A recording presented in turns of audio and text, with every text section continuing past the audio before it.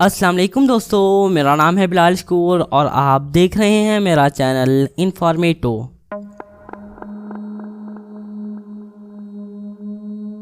Pilot Francisco सोराबिया Mexico के एक सहरा के टुकड़े के ऊपर से जहाज उड़ा रहा था जब उसके इंस्ट्रूमेंट अजीब तरह से बर्ताव करने लगे।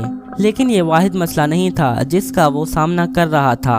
उसका रेडियो इक्विपमेंट भी फेल हो रहा था। गुमराही और परेशानी में उस शख्स को कहीं बीच में हंगामी लैंडिंग करनी पड़ी। उसे बहुत कम मालूम था कि इस अजीब जगह को बाद में द जोन ऑफ साइलेंस कहा जाएगा और इस जगह के पीछे की मिस्ट्री बदनामे ज़माना बरमुदा ट्रायंगल के बराबर होगी। अगर आप कभी भी खुद को एक सहरा में सेलेबस मैक्सिको से 25 मील और एल पासो टेक्सास से 400 मील दूर पाएं तो तैयार हो जाइएगा।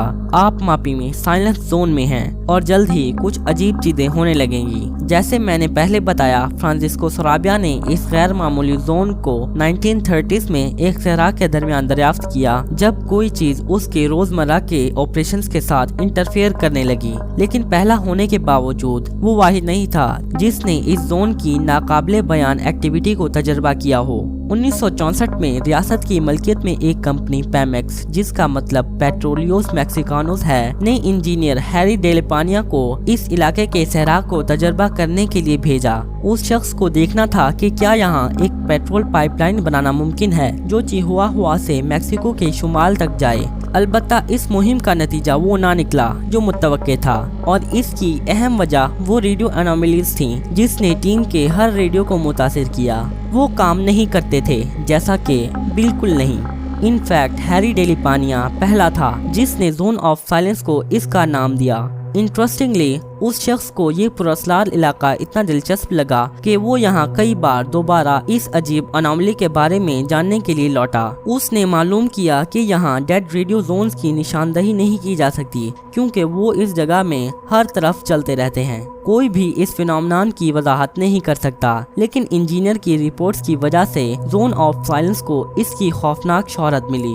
दूसरी जानिब अजीब रेडियो साइलेंस इस पुरस्कार इलाके की वाहिद अजीब बात नहीं है। ओ नो, और भी है इससे भी ज्यादा परेशान कुन मिस्ट्रीज। जैसे वो 3 लोग कौन हैं जिन्हें इस इलाके में मौजूद लोग अक्सर मिलते रहते हैं। वो 2 आदमी हैं और एक औरत। उन सब के बाल सुनहरे हैं जो पहले ही इस इलाके के लिए अजीब है। उन्होंने अजीब कपड़े पहने हैं जो कि एक सहरा में सफर करने के लिए बिल्कुल भी नहीं बने। वो अजनबी ना सिर्फ मुकामी लोगों की तरह रवानगी से स्पेनिश बोलते हैं बल्कि वो बहुत पुरकशिश और शाइस्ता हैं इंतहाई। कहानी ये है कि ये तीनों एक खेत का ताद्दुद करते हैं और उनका मकसद हमेशा एक ही होता है। जब वो आते हैं तो ये खुराक, पैसों या पनाहगाह के बारे में नहीं पूछते। वो सिर्फ ये चाहते हैं कि इनकी बोतलों को पूरी तरह पानी से भर दिया जाए। सिर्फ एक बार खेत में काम करने वाले एक शख्स ने इनसे पूछने की हिम्मत की कि वो कहाँ से आए हैं, लेकिन उसे जवाब में 3 पुरस्कार मुस्कुराहटें और अल्फाज मिले ऊपर से। लेकिन ये सब कुछ नहीं है। अक्टूबर 1975 में 2 फॉसिल हंटर्स अर्नेस्टो और Josefina Diaz zone of silence की तरफ वो सारे सैंपल्स और अजीब पत्थर इकट्ठे करने के लिए निकले जितने वो कर सकते थे। लेकिन ये एडवेंचर इतना आसान नहीं था जितना उन्होंने उम्मीद किया था और तकरीबन एक मुसीबत पर खत्म हुआ। अपने काम में खोए हुए उन दोनों ने अपनी तरफ आते एक पुरतशद्दुद तूफान को नोटिस नहीं किया जब तक कि बहुत देर हो चुकी थी। उन्होंने बचने के लिए अपनी गाड़ी में छलांग लगाई और उसे पूरी स्पीड पर चलाया, लेकिन वो एक सैलाब से बचने के लिए काफी तेज नहीं थे। हर गुजरते मिनट के साथ हालत और खौफनाक होती जा रही थी और उनकी गाड़ी के गिर्द की जमीन आराम से लेकिन यकीनी तौर पर एक दलदल बनती जा रही थी जो उन्हें अंदर खींच रहा था। वो दोनों कार में फंस गए थे और बदतरीन के लिए तैयारी कर रहे थे। लेकिन फिर कुछ नाकाबिले बयान हुआ जब अर्नेस्टो और जोसेफिना ने अपनी तरफ आते 2 आदमी देखे। उन्होंने सोचा कि ये इनकी नजरों का धोखा है, लेकिन नहीं, वो असल नजर आते थे। वो लंबे चौड़े थे और दोनों ने एक जैसे रेन कोट्स और कैप्स पहनी हुई थी। उन्होंने इन्हें यहाँ से छुड़वाने का वादा किया और उनके अल्फाज के मुताबिक डियाज की गाड़ी मिनटों में खतरे से बाहर मजबूत जमीन पर आ गई। अलबत्ता जब अर्नेस्टो उनका शुक्रिया अदा करने के लिए गाड़ी से बाहर आया तो वहाँ कोई भी मौजूद नहीं था। Mystery unsolved. इसके ऊपर जोन ऑफ साइलेंस सहराई जमीन का 30 मील लंबा टुकड़ा है जहां मीटरोइड्स बेहद बाकायदगी से गिरते रहते हैं। सिर्फ 20वीं सदी में इन हादसात की काफी ज्यादा तादाद थी, जब 2 मीटरोइड्स मौजूदाती तौर पर एक ही जगह पर गिरे, लेकिन 16 साल के फासले पर 1938 और 1954 में। इन इम्प्रेसिव फॉल्स के एनी शाहिदीन ने दावा किया कि वो इस हादसे को सालों तक नहीं भूल सकते। उनमें से एक बेंजामिन प्लासियोस नामी एक शख्स था जिसने अपनी पूरी जिंदगी मापी में साइलेंस जोन के किनारे पर गुजारी। वो एक रात उठा और देखा कि आसमान दिन की तरह रोशन था।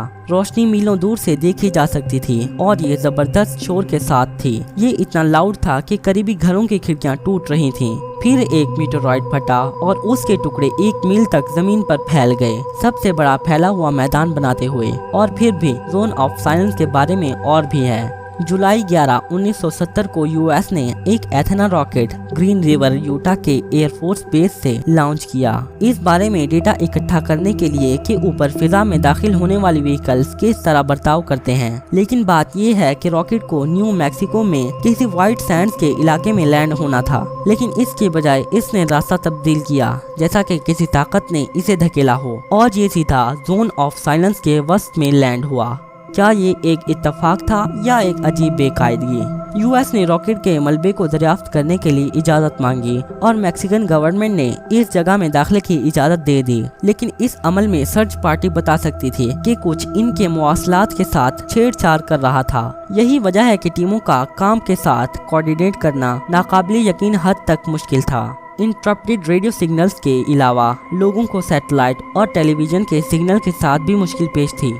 कुछ थियरिस्ट समझते हैं कि इस इलाके में स्ट्रॉन्ग मैग्नेटिक फील्ड्स ने किसी तरह जदीद टेक्नोलॉजीज का डार्क जोन बना दिया है।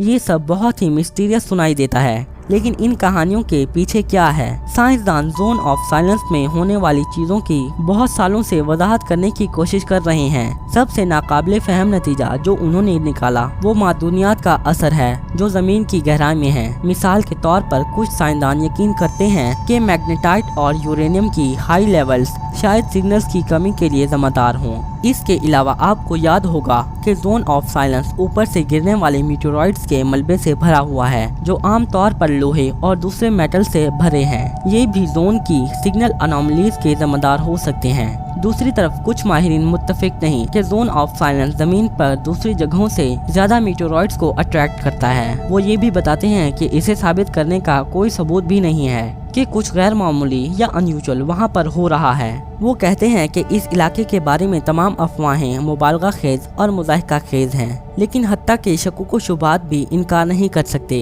कि कम्युनिकेशन लॉस और अजीबोगरीब सिग्नल्स के कोई केसेस नहीं हुए। दूसरी तरफ इस फिनोमेनन की एक और अकली वजाहत हो सकती है। जोन ऑफ साइलेंस पहाड़ों से घिरा हुआ है जो कि आसानी से मुदाखलत कर सकते हैं। जहाँ तक के पुरअसरार दोस्ताना लोगों के सहरा में टहलने की बात है तो माहिरीन कहते हैं कि वो एक शहरी दास्तान के अलावा कुछ नहीं है जो कि लोगों को राग़िब करने और मुकामी सियाहत को फरोग देने के लिए बनाई गई है। लेकिन हत्ता के इन खून ठंडा कर देने वाली कहानियों के बगैर भी ये जोन हैरत अंगेज से कम नहीं है। साइंसदान कहते हैं कि इस इलाके का माहौल यूनिक है इसके निबातात और हैवानात की नस्लों की वजह से। मिसाल के तौर पर यहाँ आपको 31 ऐसे पौधे मिलेंगे जो सिर्फ इस इलाके में पैदा होते हैं। प्रोटेक्टेड एनिमल्स की 75 नस्लों के साथ, जैसा कि डेजर्ट टोर्टोइज जो आजकल बहुत कम है, और ये जगह फॉसिल से भरी हुई है जो कि इस इलाके की हिस्ट्री से पर्दा उठा सकते हैं। इसमें कोई हैरानी नहीं कि 1979 में Zone of Silence Mapimi Bolson Biosphere Reserve का हिस्सा बन गया,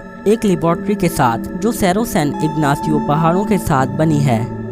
तो दोस्तों, अगर आपको मेरी वीडियो अच्छी लगी हो तो इसे लाइक, शेयर और चैनल को सब्सक्राइब करना मत भूलिएगा। मैं मिलता हूँ आपको अपनी नेक्स्ट वीडियो में, तब तक के लिए अल्लाह हाफिज।